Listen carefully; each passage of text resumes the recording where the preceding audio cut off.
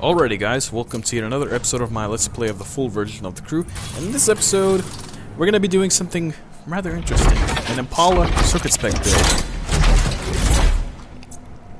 And if you're hearing a little bit of echoing, I was talking with an open water bottle next to my mouth, so yeah, that was that echoing right there. And look at this thing! Look at how insane this thing is. Look at that wing though. That wing is huge. That's not what he said. But anyway, yeah. No entry! I'm gonna put a vintage sticker on this thing because it'll look cool. And look at this thing. And actually, that's a tank. A tank's design on it. Maybe it will work with a charger, I don't know. But anyway, that's not really my style. And yeah, that wave's pretty cool as well. But this really suits this car because this is a sweet car. Get it? No. But yeah, I end up with that one because that is just like the best. You gotta have a sticker like that. Come on, man. I'm not a racer. That's just cool. Right there, the ice cream sticker. And it says, "Good for you!" As High Train would say it. He would say it like that, basically.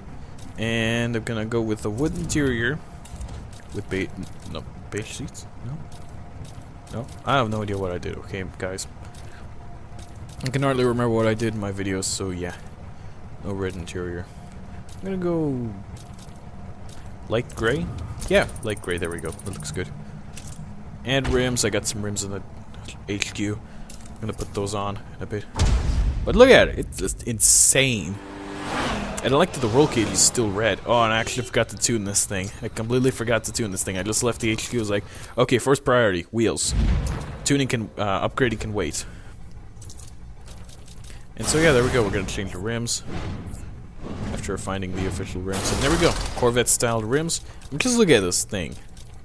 And yeah, I'm actually gonna go change the color, and you'll see that the color of the roll cage actually changes. But I decided to keep it red because that looks cool.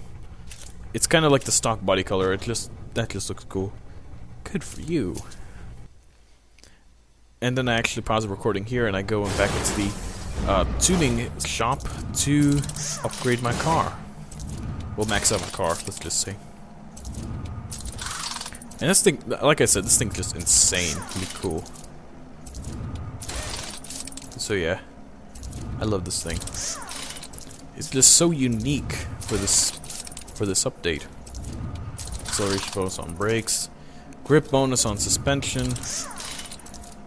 The acceleration bonus, I don't actually remember my setup. Okay, at this point, I think I might have made a few mistakes on the setup a little, but yeah.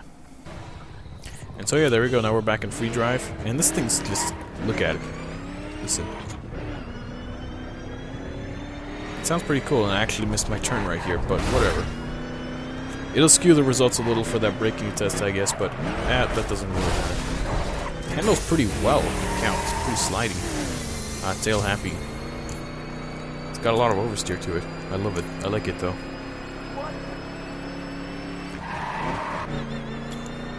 That's not my turn yet. I have to turn left at the end of the street.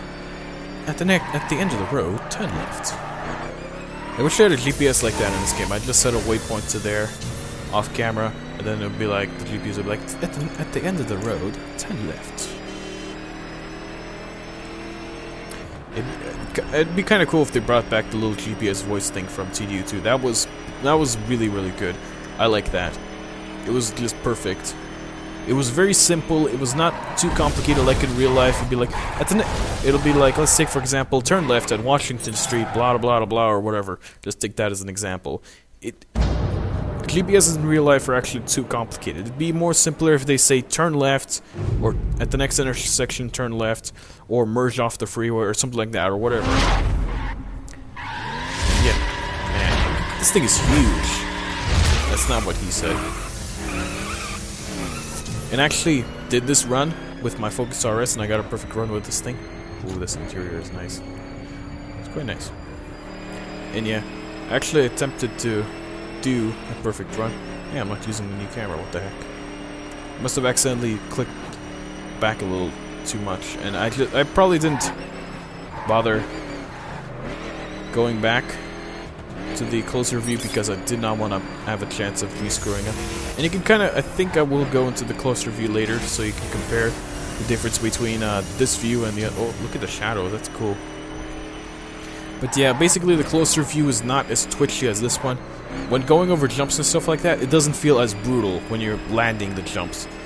With the this view, the farther view, which is the follow view, is better because it's more attached to the car, and you feel more in control. You can actually feel when. That's why I like using sports steering with the close-up camera, because I can actually anticipate better when the car is actually going to start slipping. But yeah, as in the back end's gonna start coming out. And usually when I start actually racing now, I start using sports steering, and the close-up camera is actually really helpful for me. Because I can, since I'm closer to the car, I can actually look at the body just briefly. Because I'm looking straight ahead over the top of the roof, and then I also look at the side, at the back of the car, and I can anticipate exactly when this thing is gonna start sliding. And this traffic car is an idiot. Needs to go back to school. That was a delayed response to him getting in the way, me honking. But yeah, as you can see, the car feels more. It feels less. You feel like you're less in control in terms of this camera, because the car, there's a lot more. Let's just say the camera, the view bobs and the camera kind of bobs and weaves around a lot more, and that feels. It just feels a little weird because you can't. I don't know how to explain it to you, but yeah, I explained the close-up camera well enough for you guys so that you probably could understand. But if you didn't exactly understand what I meant, and I hit a little sign accidentally. Basically, the close-up camera makes you allows you to feel when you're going to lose control. And that Steam message popped up right there. I didn't know that it comes up in the video, but apparently it did. So my apologies for that. Excuse me. And there he is, messaging me on Steam. Actually ignore him. But yeah, oop. Slight bump.